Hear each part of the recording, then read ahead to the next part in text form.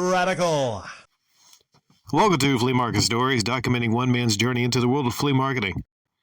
This past week was probably one of my worst uploading weeks ever on YouTube. I was just like, it was so difficult to find any time to upload. It really was. And this past show of Saturday, I didn't even put like the dots in between the dates. I didn't even have a thumbnail. It was so rushed, man. Like I just had to get it uploaded before I went to bed. I had to, because I had to keep up with Show Off Saturday. But it's so difficult, man. The flea market has just bled into everything, every aspect. It's not simple. It's not simple. And what made this not simple this week was something that happened last week. And this one guy, man, and I done told this guy, I thought he got the hint. I told him, do not acquire things without asking me. Do not get big game lots without asking me.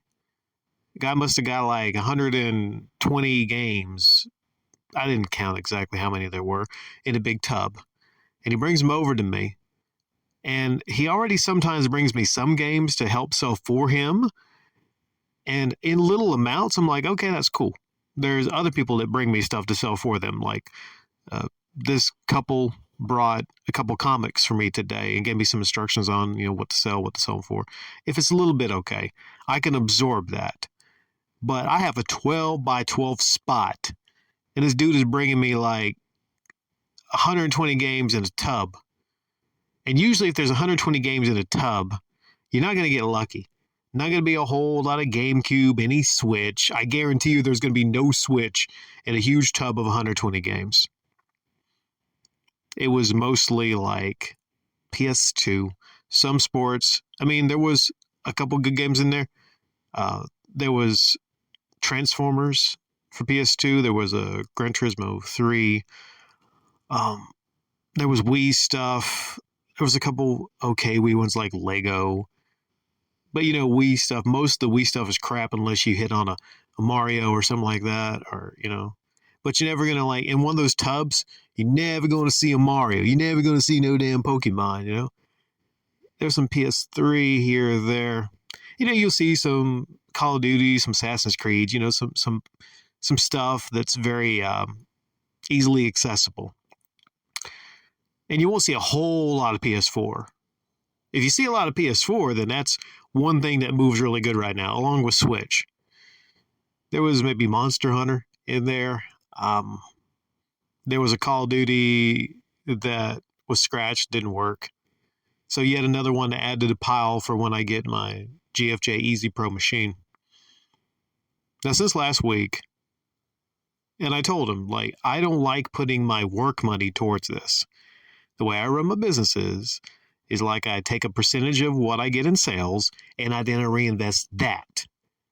I'm not in the business of taking my actual work money that I make outside of there to invest in this. And as I'm telling you all, I don't mean to talk to y'all mean. I'm not talking to y'all mean. This is what I'm going to say to him next time I see him.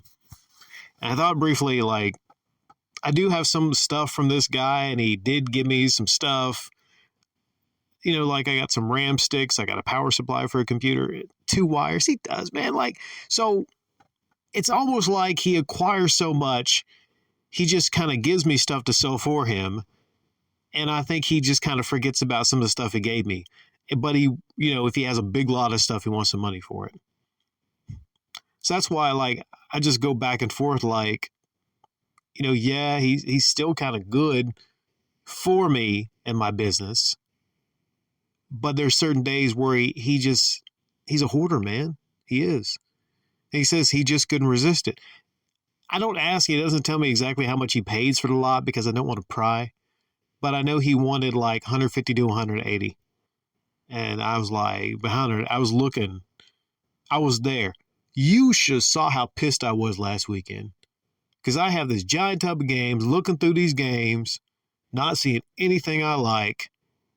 And part of the problem is he don't really know what to look for. He sees a lot of games, and I already told him, not a whole lot of sports games. And there wasn't a ton of sports games in there. That was step one for his lot acquiring. Because don't get me wrong, if he does it right, if he acquires a lot of games and there's some old Game Boy stuff or some retro cards or something like that that I can easily move, to the right buyers, N64 games. Heaven forbid if there's some NES games in the freaking box, but no, like I told him not a whole lot of sports games. This one didn't have a lot of sports games, so I have to be more specific. I'm going to make this guy a card. It's going to be an index card. It's going to have the pluses and the negatives. I'll be like, plus PlayStation 4 games, plus Nintendo Switch games, plus Super Nintendo, plus NES, plus Game Boy. And then negative or don't worry about would be Connect Sports, Connect Sports, anything with a Connect or Sports. If you see a purple case, just run the fuck away from that. Other things would be like anything that says PlayStation iToy, anything that says Destiny 3, anything that says Destiny. I'm not going to be specific. I'll just keep it simple. Nothing that says Connect in the title, nothing in a purple case, nothing sports.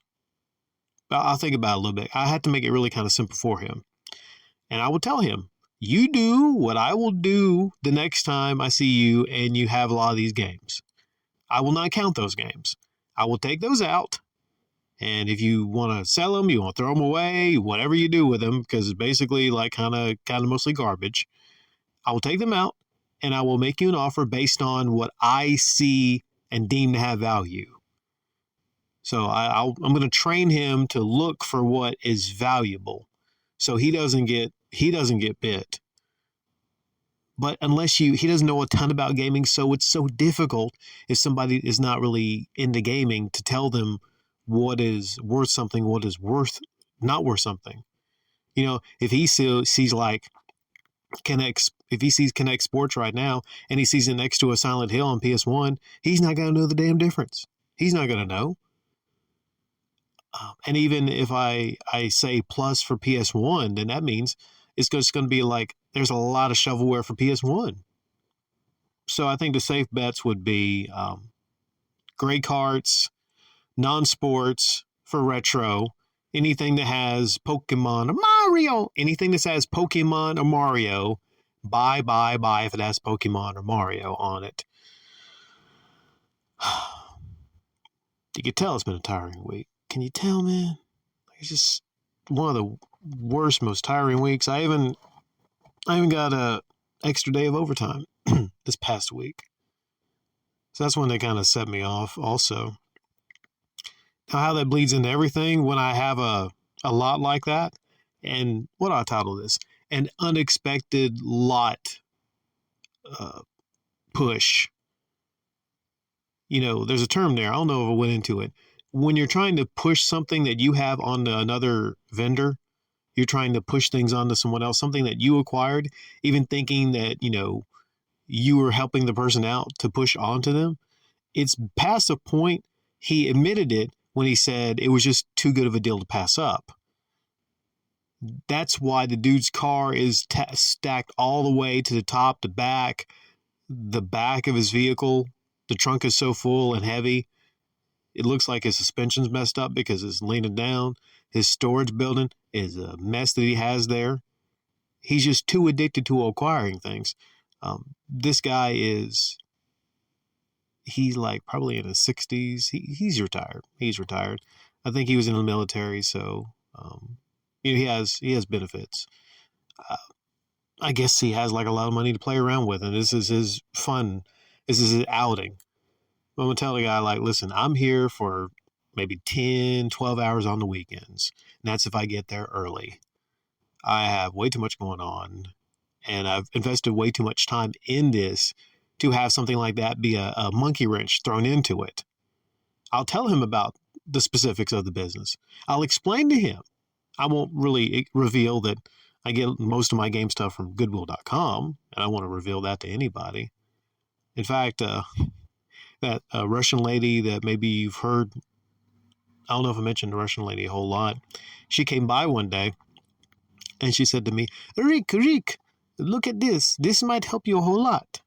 And I'm looking at it And she says, look at all the cheap prices on the games here on Goodwill.com, because she sells jewelry and she's on shopgoodwill.com.